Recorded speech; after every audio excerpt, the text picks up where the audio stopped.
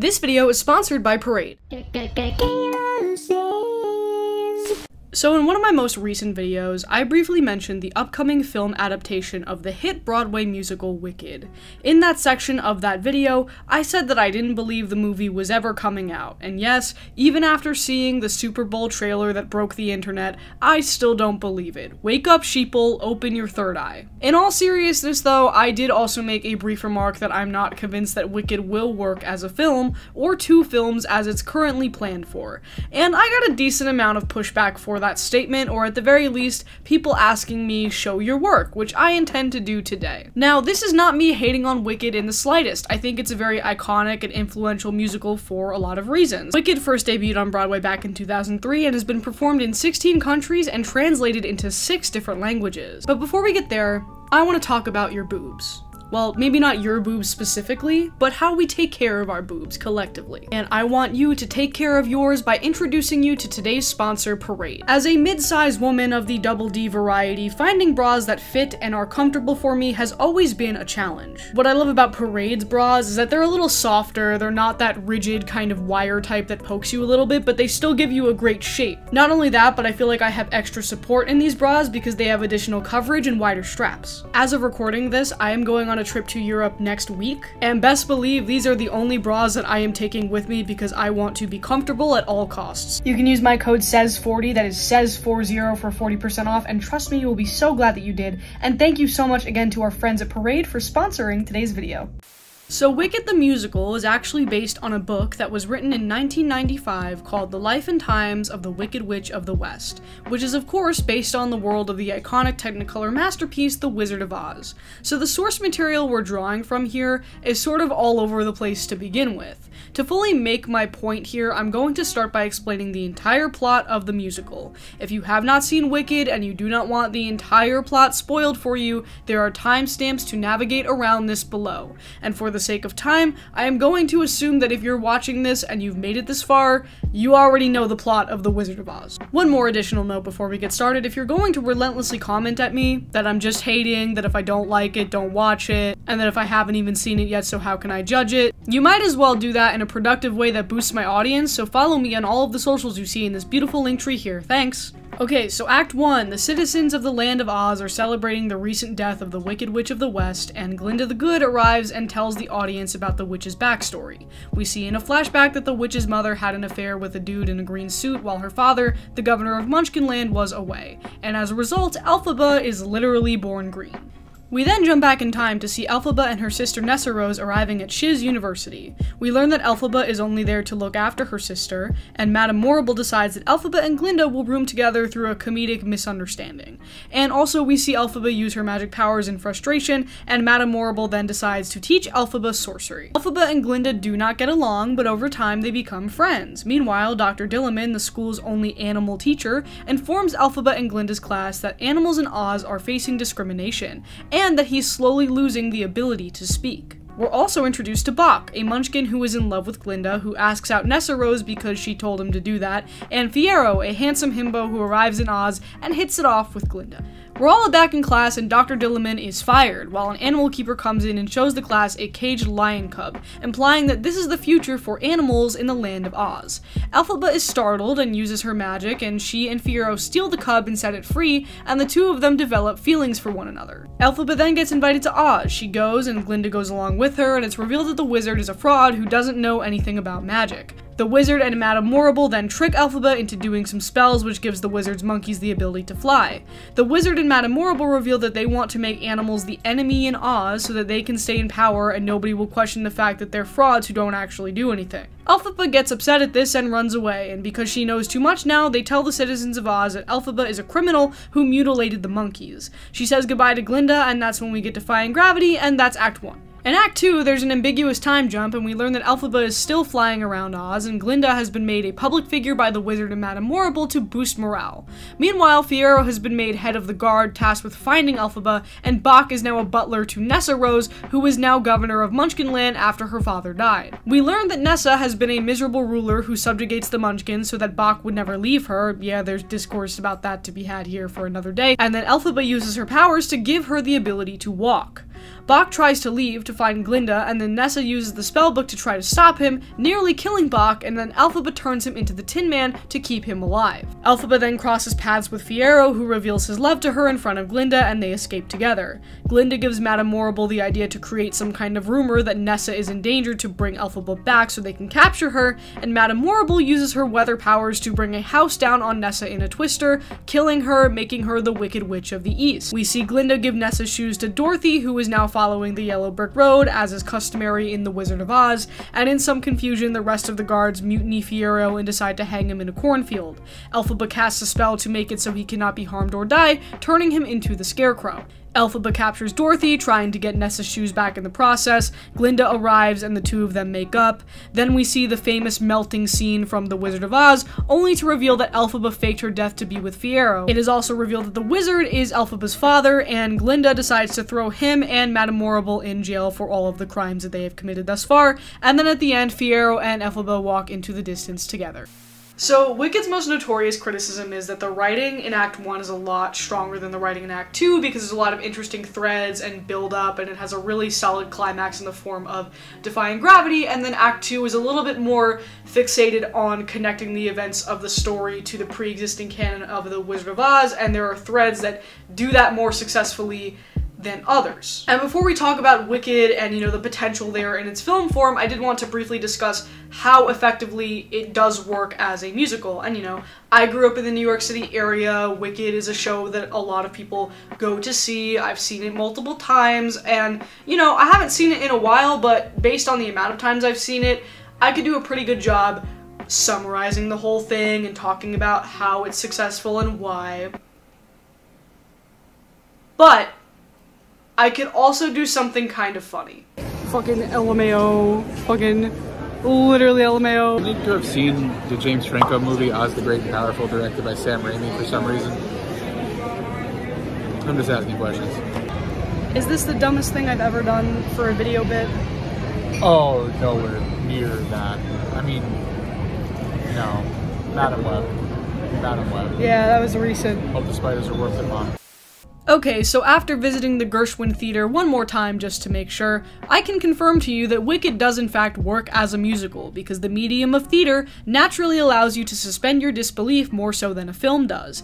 Act 1 is really, really good, and it ends on the high note of defying gravity, which is just like a beautifully staged piece of art, and if you have a really solid Elphaba, which we did for this performance, the whole thing is very impressive. Like, what I'm trying to say is that after all these years, Wicked still got it, defying gravity still fucks. Act 2 is more of a novelty thing because the whole time you're trying to connect it to The Wizard of Oz, even if it doesn't necessarily align with the canon of the original film.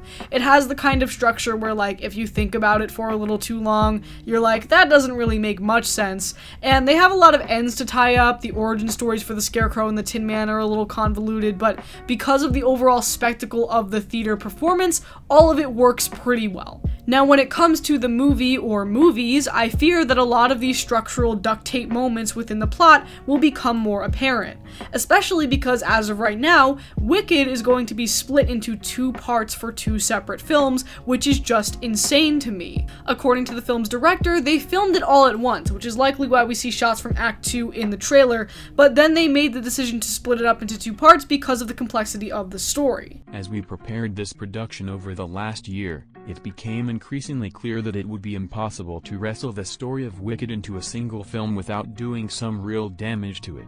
And yeah, I know Wicked has a lot going on, but I feel like if you can fit Oppenheimer's entire life into one movie, if you can fit the entire plot of Titanic into one movie, you can fit Wicked into one movie if your script is good. So that's red flag number 1. The second issue for me is, like, I'm not sure if they're splitting up the movies in accordance to the acts, because if the first movie ends on defying gravity and the second movie picks up after the time jump, you naturally run into the same problem where the first act is much stronger and all build up, and then the second movie would literally just be showing us how everything connects to The Wizard of Oz. So Wicked has always been an interesting piece of media for me in the sense that it really was the first, or one of the first, successful pieces of prequel material where you take an iconic or well-known movie or TV show or something and you do a prequel answer to it where we learn about how these characters got their iconic items or names or whatever. And the interesting thing is that this was very kind of revolutionary at the time. People really praised the writing for Wicked, saying that it was super clever, and in some ways it definitely is. However, the issue is that all of media is like this now. We have entire movies dedicated to how Han Solo got his name. We have Harry Potter prequels where we learn about a guy who wrote a textbook in, the modern universe. We just went and saw Madame Web, and we learned about how she became blind and paralyzed. What I'm saying is that eventually that kind of novelty eventually does wear off, especially because we see it in our modern day media landscape where it feels like everything and every character and every origin story has to be connected. And if we're going off the assumption that they're going to split the two movies in terms of the two acts, I really worry about the second movie, because the second movie is literally just setting up the connections to The Wizard of Oz. And maybe I'm overthinking it too much in the sense of like, it's gonna be a movie for theater fans and maybe some not theater fans who just happen to like Ariana Grande, and you're not gonna have to read too deep into it, and you listen to the pretty music and look at the pretty costumes and it's fine. But I also just think that not every piece of theater is going to translate well to live action, just like not every piece of animation is going to translate well to live action. And I feel like we should all just kind of collectively insist on leaving pieces of media alone in their original formats unless there's something sort of new and different that you can do with it in, that next medium. Not to mention that I've never personally been a fan of the Part 2 movie trend in general. I know Harry Potter started it with Deathly Hallows however many years ago, and then every big franchise after that started to do it for a little while, purely for money reasons. I think it worked with Harry Potter, I think it worked with Spider-Verse, I guess, and then it never has really worked beyond that, because it sort of ends up with neither movie being a complete movie, and again, I'm not entirely sure how they're breaking up the films within Wicked, but Defying Gravity only works as an Act 1 finale because, in the next 20 minutes you're going to see the rest of the story play out. Whereas theoretically, for this movie, we're going to get Defying Gravity and then we're going to have to wait a year for the rest of it. Actually, I just found this article from one of the composers working on the film, and he kind of inadvertently confirms that they're going to stop the first movie after Defying Gravity. And the reasoning he gives is that, it's kind of hard to pick up with any scene after that because it was written specifically to end Act 1 of the musical. I still don't think that's a good enough reason to split the movies, especially considering the fact that objectively, the film with Defying Gravity in it is going to make the most money. In fact, having just seen the musical, I can confirm that all of the best songs are in Act 1. I'm just saying, if these two films have two separate soundtracks on streaming, one of them is gonna have a hell of a lot more streams than the other one. Now, these were all of my fears based on what I've known about the musical prior to seeing any material related to the movie, so let's talk about what we know about the movie so far. I think all of the casting is fine. Jeff Goldblum as the wizard is the best choice in my opinion. Michelle Yeoh as Madame Morrible is also a unique pick. I'm excited to see that. As far as Cynthia Erivo as Elphaba and Ariana Grande as Glinda, I feel like it's a little random, but at the very least they both know how to sing, which, as we've established, is very important in modern day movie musicals. No! I can't even watch when she touches his hair, and I watched a snake eat a cow.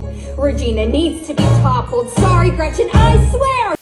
As far as actually seeing them in their costumes, I think Elphaba's design is cute. I love the glasses, I love the braids. I think Ariana looks a little weird in the trailer, but I just feel like the blonde eyebrows and hair sort of washes her out completely, and she looks weirdly very tiny, and some people have also said that her head looks like it's superimposed. I think it's just the framing though, like it looks a little off. Now, I've heard that for this movie they have used practical effects, and good on them for attempting that, but I also feel like despite their use of practicality in this film, a lot of it still looks like it has that CGI edge to it. And some people are saying that it's because the effects are that good, but I don't know, it just feels like it has that kind of CGI, modern day glossy sheen over it, and that doesn't scream Wicked to me. I look at this trailer and I see Wonka. It's entirely the same vibe to me. We also didn't get a chance to hear much of the score, although it is very apparent that Cynthia Erivo's taking some creative liberties with the riff at the end of Defying Gravity.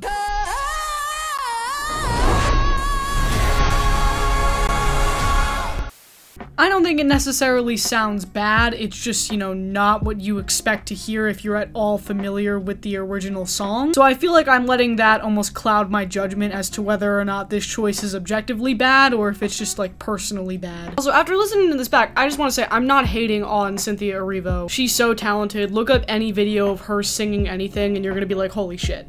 I have no doubts that she can do the part vocally. For me, it's just a matter of, like, how she's being directed, if that makes sense. It's also, you know, we don't know if they're necessarily gonna use that take. Maybe they just put it in the trailer to be like, oh, look, she can do something stylistic and different, which I don't knock her for. I just feel like this trailer for this film does not have enough distinct style for not only a movie musical, but also a modern day movie musical as iconic as Wicked. Has the art form become a little lost over the years? Yeah, but one example that I can point to that was pretty recent that was a great adaptation was Lin-Manuel Miranda's Tick, Tick, Boom. That's obviously a very different show than Wicked, but I'm just using that as an example to point out that the modern day movie musical adaptation can work if you put enough care and specific detail into it. The way that they're framing Wicked so far to me just screams holiday blockbuster, and I don't know if that's the right tone for it. Am I willing to be proven wrong? Of course. Have I been proven wrong in the past on things like this? Yes. So go ahead, Ariana, Cynthia Erivo, John Chu. Feel free to step right up and prove my hater ass wrong.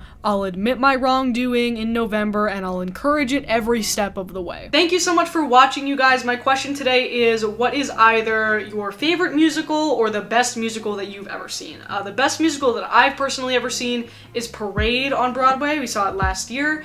And my favorite musical is Hamilton because I am regrettably a very basic individual. That's all for me, and I'll see you next time. Her sister was a witch, right? And what was her sister? A princess! The Wicked Witch of the East, bro! I'm gonna stab him. You're gonna look at me and you're gonna tell me that I'm wrong? Am I wrong? It's my favorite She movie. wore a crown and she came down in a bubble, dog!